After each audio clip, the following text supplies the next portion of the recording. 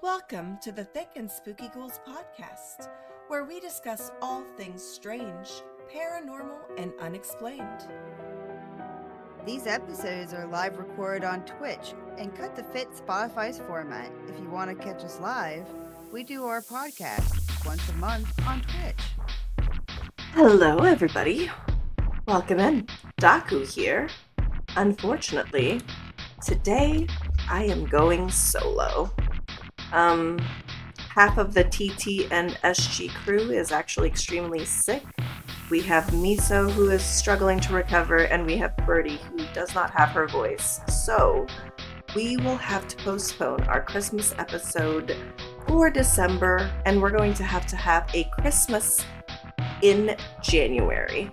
So, I didn't want to leave you guys high and dry, so I figured I'd go ahead and record a special Christmas episode for you guys about a rather unique and strange tradition that I was exposed to a couple years back, and I figured I might as well share it. So, today I have decided that we will be talking about the Christmas gherkin, also known as the Christmas pickle. So, have you ever gone shopping and notice something a little strange when you're going shopping, where you're just like, is that a pickle Christmas ornament? And you're probably like, what the heck? Why is there a pickle ornament? Unless you're a pickle lover like myself, and then you probably absolutely loved it. But for most people, they would think that that's a rather odd thing, but you couldn't be more wrong. That is what we would call a Christmas pickle or a Christmas gherkin, and it's actually a tradition that began as far back as 1890. Not new. It's not during the hot girl pickle phase. No, this is an older tradition. And so, the Christmas pickle was actually a German-American tradition introduced in America around the 1890s. It was used as a marketing tactic because in the 1840s, German glass blowers were actually churning out all sorts of Christmas ornaments, and they were shaped like fruits, nuts, vegetables, and even pickles. And so F.W. Woolworth came to the United States, and he was running a company here. And so around the 1880s and the 1890s, he was importing glass from Germany to here and selling them here in the United States. And he noticed that of all the Christmas ornaments that he had, for some reason, the Christmas pickles or the pickle ornaments were just not selling. And so because he had a hard time selling these pickle ornaments and, he had to find a way of getting them to sell, he decided to come up with a plan to boost sales. So he decided to create a story and sell it as a German-American tradition.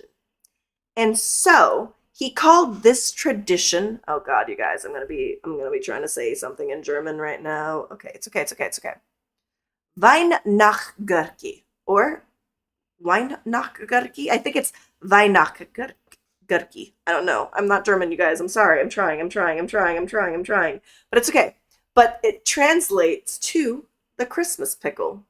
And the way he sold this tradition was he would tell the people that would come in the store that it was a German tradition, and what you would do is you would hide the Christmas pickle or Christmas gherkin in your tree. So you would decorate the tree with all the ornaments, and then you would hide one glass pickle ornament in the tree. And then he would tell them that the very next day, first thing in the morning, the first person to find the Christmas pickle on the Christmas tree was going to get an extra present from Santa that day, or will have a good fortune of the upcoming year. So it worked. People started buying Christmas pickles and started, doing this as a tradition. And despite now knowing the evidence that this tradition actually did not even originate in Germany, I still like the concept of the Christmas pickle, and it was very easily adapted here in the adopted, not adapted, adopted here in the United States. And so, it just became a tradition, a fun little tradition for other people. And Christmas time, people do all sorts of Christmas traditions, like um, oh, Elf on the Shelf is a really popular one. People will go over to a friend's house and bake cookies. So there's different traditions, and it's just an extra tradition for people to do for the holidays. And it's like a little fun game that you can have with the kids. The kids can go find a pickle, they can explore the tree, and gives the tree more of like an interactive thing than just looking at it. But to be honest, even though that this was a made up tradition, I think that for a tradition to begin, it had to begin somewhere, right? Every tradition had to start somewhere. So your family trips, that had to start somewhere. Your annual vacation had to start somewhere. Different things that we do had to start somewhere and became a tradition. And I think it's a pretty fun and cool tradition. And to be honest, that's kind of how we um, grow our own, like, our own culture, or our own thing, is like making up a tradition and then finding a way to connect, and it becomes a thing that you all do together. So it's like you become united with it. So I think it's a fun tradition.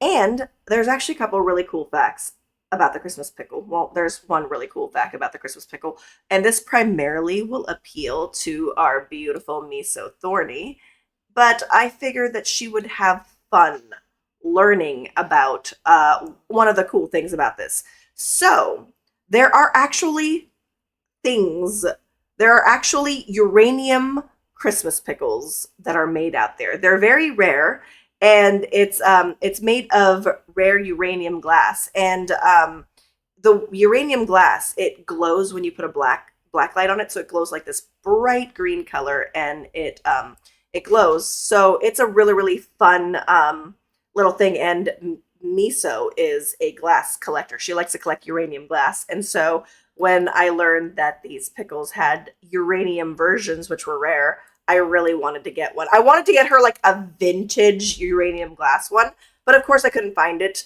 Etsy had some newer ones that were made and all that stuff, but I wanted to make sure that I wanted to make sure that I got something really cool for Miso. So since I couldn't get her uranium glass pickle, I actually hired a friend of mine who has a 3D printer, and I had them print Christmas gherkins, but I wanted them to glow in the dark. So um, she made me my Christmas gherkins, and she presented them to me in this little pickle jar, which I think is very cool aesthetic. She also gave me some glow in the dark stars and stuff like that. But I wanted to give one to Miso, so I'm going to be mailing it over to her.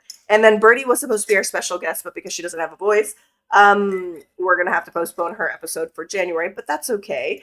We got a Christmas gherkin each. So I got one for myself, I got one for Miso, and I got one for Birdie. So I'll give Birdie's hers next time I see her, and then Miso, I'll be mailing it to you. So we've got our Christmas gherkins. They glow in the dark. They're really, really fun. And so I can't wait to send it to Miso, and I can't wait for her to hear this episode, because I didn't tell the crew that I was recording a solo Christmas episode, but I wanted to make sure that I gave you guys something, especially for the holidays.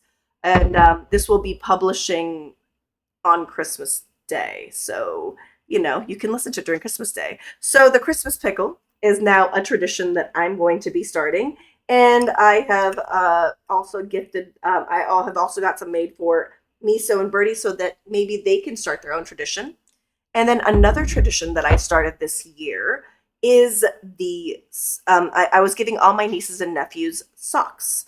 And the reason for it is because if you guys listened to last year's episode, we had Kate's elegy cover the Yule Cat.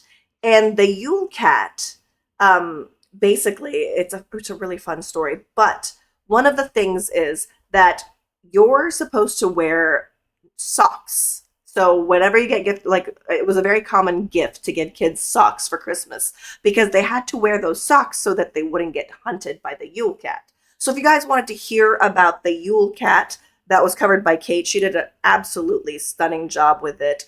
It is our special Christmas episode from last year.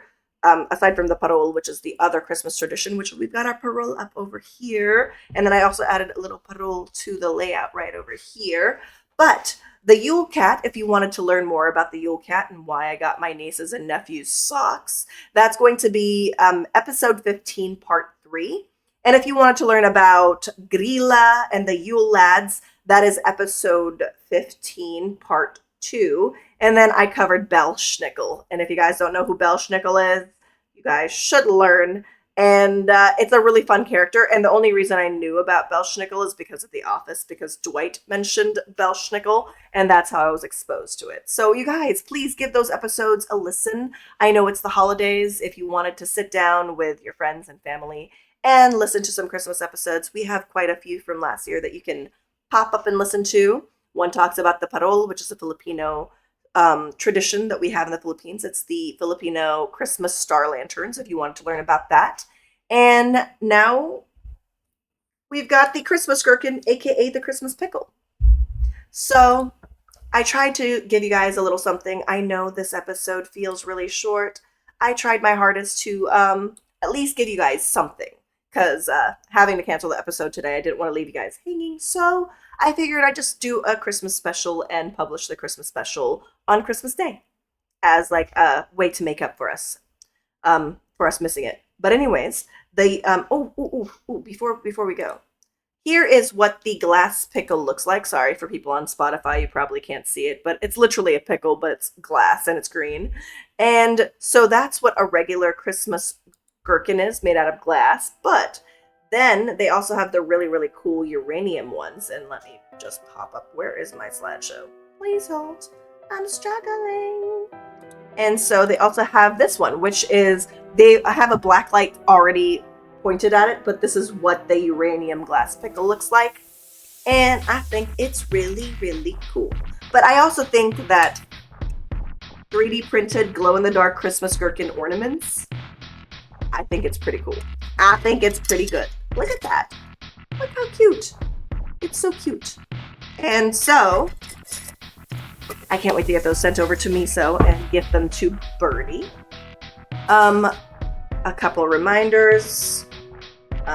Spend as much time with your family. Enjoy your time with your family. I hope you guys have a wonderful Christmas. In the Philippines, Christmas is a really, really big tradition for us. We love Christmas. We celebrate Christmas as far back as early as October.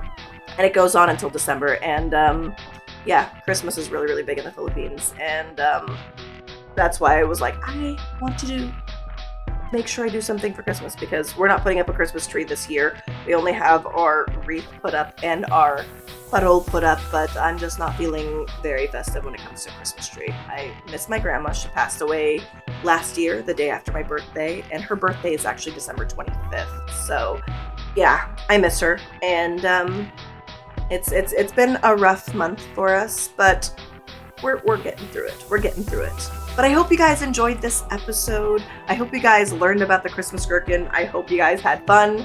Maybe you can get your own Christmas gherkin and start your own Christmas tradition. Or you can do like me and gift your nieces and nephews socks. And when they're old enough, you can tell them about the Yule Cat. And then they'll be like, that's what you give us socks, right? But that's the plan. So thank you again. I hope you guys have a Merry Christmas. In the Philippines, what we say is Maligayang Pasko sa inyong lahat, meaning Merry Christmas to all of you. Because I'm solo, I will give you guys the little outro by myself. But you know, oh yeah, so outro. You guys ready? It's so weird doing it by myself, but it's okay. It's okay. I gotta keep up with the tradition of the outro. So we're gonna do it. I'm gonna do it solo. And well, I'm doing it solo, so I can't mess it up. If I do, then there's something wrong. Are you guys ready? Well, stay thick, and you stay spooky. Merry Christmas, everybody! All right.